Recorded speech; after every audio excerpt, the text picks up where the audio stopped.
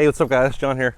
I am gonna go look at an SR20 airplane, and I'm going to, it's for sale actually, so maybe I'll purchase it. I'm not sure though. They're asking a lot of money for it. They want $350,000 for this airplane. My budget for a plane probably is gonna be somewhere like around 150 to 200, and 150 to 200, I'm looking for something that is going to be easy to maintain, something that is not going to be too expensive, and something that's going to just be a really good starter plane. But I'm not going to start out and go spend like $500,000 or $1 million on a plane. Get something cheap, get something good, and this plane is interesting, but I don't know. Maybe I'll expand my price a little higher and spend more, but just $350. Looks like a beautiful plane though. We're going to see. I'm going to also log 2 hours of flight time on my required hours. I need 40 hours of flight time. Right now I have about 8.5, so this will take me over 10 hours, a little over 10 hours, and yeah, we'll see. So in this video I'm going to document that plane, my experience, my thought on the SR20, as well as if I'm going to buy it. So let's do this. I'm going to go pick up my wife and my baby, and they're going to come along on this journey with me. So let's go. But for a first airplane, or I mean, if you're just looking to buy used, I mean, that's a good budget. Yeah. It's a healthy budget. There's plenty of options in that range. But I mean, even things down to like financing. It's not like buying a car where you have a 5-year loan or something like that. You can finance these depending on the type of aircraft and how you're using it for, I think, up to 15 or 20 years. Right. So a $200,000 airplane all of a sudden becomes, $1,000 a month instead of $6,000 a month like you could find in a car. Right. So it becomes a lot more affordable when you start looking into it. But generally once you find an airplane that you like, purchase it, find a place to keep it. Your general day-to-day usage is mainly just fuel and oil. So if you were to buy, say, a Cessna 172, and let's say you spent $100,000 on that plane, let's just say you had the cash. Right. You bought it, you paid it off. What would be your annual expenses if you were flying 60 hours a year? So roughly, a little over an hour a week. You're going to have an annual inspection. Mm-hmm. That's regardless of whether you fly 1 hour a year or 1,000 hours a year. It's going to have an annual inspection. You're going to have oil changes, which you can do yourself as a private pilot. I would recommend finding a mechanic to teach you and show you the correct way to do it. Mm-hmm. Don't just go, plowing into it one day. Right. And then that's going to really be up to you. Some people have inspections done for their own peace of mind, but you're not talking a whole lot of money. Generally, an annual inspection, depending on what they find, if the airplane's well maintained, your annual inspection would be $1,500. Okay. For the year. Oil changes, depending on what kind of oil you use, how frequently you do it. Some people do it every 25 hours, some people do it every 50, some people do it every 100 hours. That's going to be, if you do it every 50 hours, you're talking 1 oil change a year. Right. It's not that bad. And then what about insurance? Insurance is going to vary wildly, just like a car. Right. It's going to depend on where you keep it, how expensive it is, your ratings, how much time you have. If you do all of your training in a 172 and then you go and buy a Diamond, mm-hmm.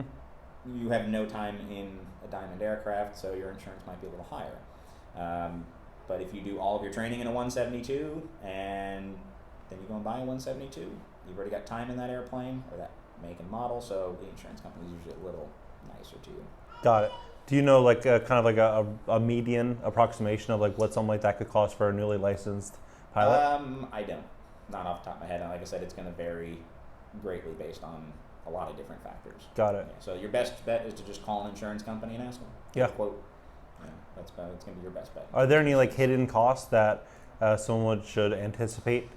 Depending on things like avionics, like in a G1000 aircraft where you have a bunch of different databases, navigation, obstacle databases, or anything like that you have in a modern GPS, those are usually done on subscriptions. Okay. So you'll have a yearly subscription. And depending on the level of avionics you have in your airplane, it could be $1,000, $2,000 a year extra in just those subscriptions. So that's something that a lot of people probably don't factor into their yearly costs. So what about, I know gas prices have went up, mm-hmm. So for the 100 low lead that you would need for a 172, yeah. How much have prices increased over the last year? Over the last year, I mean, again, it depends on where you go. Yeah. I mean, if you go down to Miami International, I think their going rate right now is like $8.50 a gallon. Here it's about $5.20 a gallon. Yeah. And I mean, if you go find a little airport out in the middle of the state, you could pay high threes, $3.80, $3.90 a gallon. So right then and there, the difference between topping off at a little airport in the middle of the state versus going to Miami International could cut your fuel cost in half. Now, if you think that oil prices are going to go up, are you able to buy a large chunk of oil and store it yourself?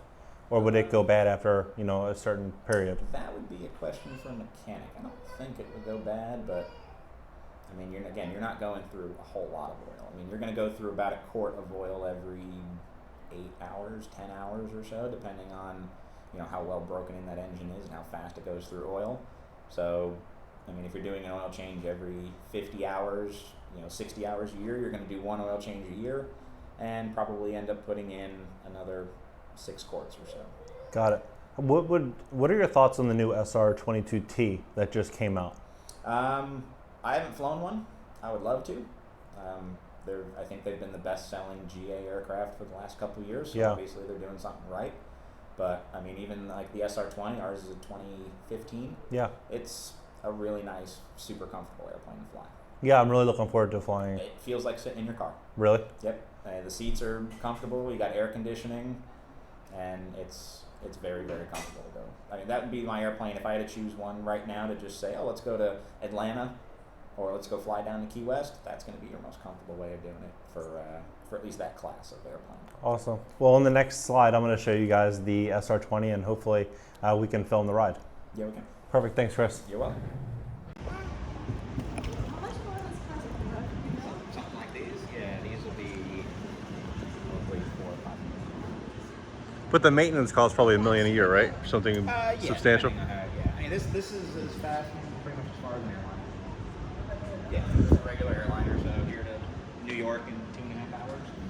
Probably do what here to London in like I don't know 10? if this will have the range to go from here to London. Does this have the range to go from here to LA? It might.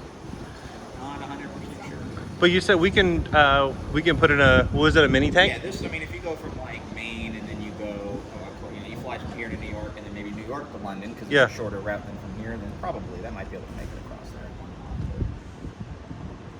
There's different regulations flying over water and things like that. Oh, okay. Survival gear. Fuel and stuff you gotta carry.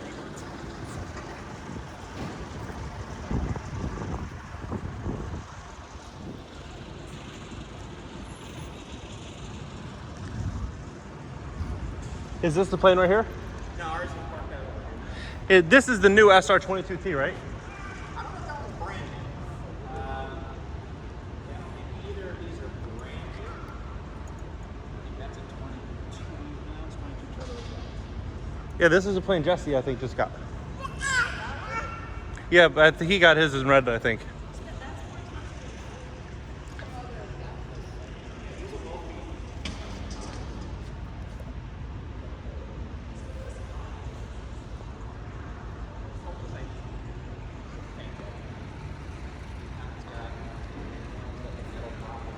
Yeah, here's the 22T.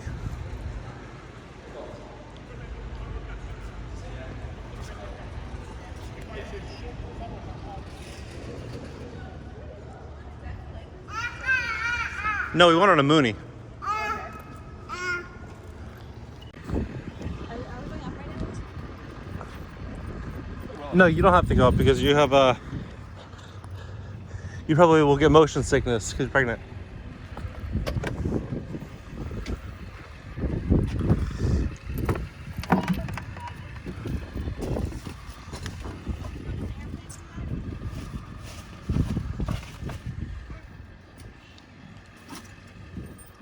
There's something else for me to do.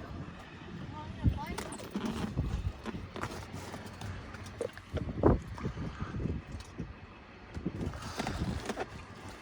This would be perfect for us in terms of size. There's actually, I've been in the back of this airplane, and there's more room back there than in most cars.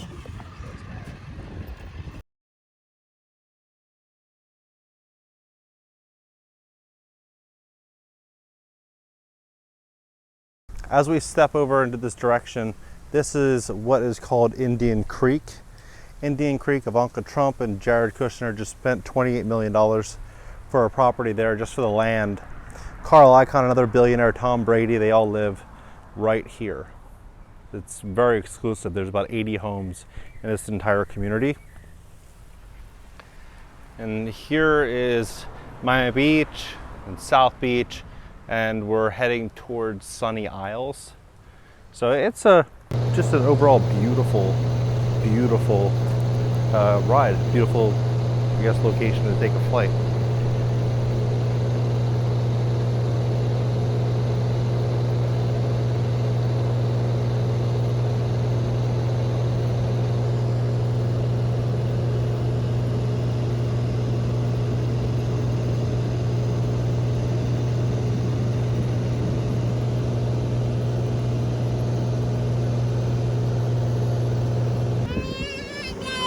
Dada.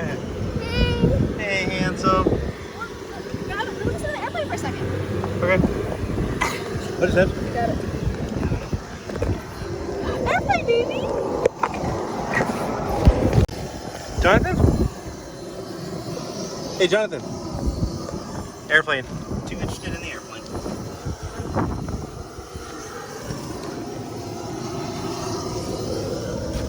Jonathan. What do you think, Jonathan? Huh? Huh? Do. I personally thought that the plane was a bit overpriced. $350,000 for that plane. I think that, you know, there's the avionics, beautiful. The plane overall felt good, felt strong, felt safe. I'm still learning a lot about airplanes. I just started this journey about 3 weeks ago or maybe a month ago. So I'm learning a lot, and I'm gonna only learn more as time progresses, especially as I get closer to assuming my pilot's license. But $350,000 for that plane seemed a little bit steep. And also when I went to fly that plane, the deal was that I was gonna fly with the owner of the plane, and that did not happen. Apparently he was unavailable. So he had somebody else fly the plane, and when he initially pitched me for the flight, he said that he was going to teach me things that my current instructor has not taught me and would not teach me because they don't know. So I was like, okay, maybe, you know, I'll get a little bit more bang for my buck, get to experience the plane, contemplate the purchase, and learn more. But he didn't show up, so he had somebody else take me out. But what I think happened was he did that intentionally as a negotiation tactic, so I could pursue him to, you know, basically give him an upper hand in a negotiation for the purchase, which I thought was kind of, you know, I don't feel like that's the right thing to do, where you bait and switch somebody, you bait them in and tell them that you're gonna, you know, give them one service, and they get there and then you give them another service. So I didn't like that at all. And then also when I was gonna ask for my wife and son to join us on the flight, they said that, you know, there's too much fuel in the tank and that it's too much weight to have all four of us inside of the plane. So they didn't get to go. They got to just basically sit and wait for like 1.7 hours as we went through the whole entire flight. So that entire experience, you know, the flight was $660 for the entire duration. So I feel like, you know, if I could have went back, I probably wouldn't have used this flight school. I probably would have went with a different flight school. And I think that if I were to purchase this plane, I would not pay anywhere near $350,000 for it. You know, it's 2015, so it's not that old of a plane, but I think that the real price of that plane, you know, probably should be closer to, you know, $200,000 or $225,000. The problem is right now, what we're seeing is asset prices really increasing because the cost of debt is really low and people are scared of inflation, so they're trying to get their dollars into hard assets, you know, tangible assets. So airplanes are picking up a lot in price, but I don't think that's going to last forever. So hopefully I'm going to be able to find a better deal, and I'm going to keep you guys tuned to my entire journey as I, you know, begin progressing down this road. So thank you guys so much for watching. Smash the like button and subscribe. You're going to learn a lot. I'm going to start sharing a ton of real valuable content that's going to be super useful for all of us the next 1 to 2 years. All right, guys.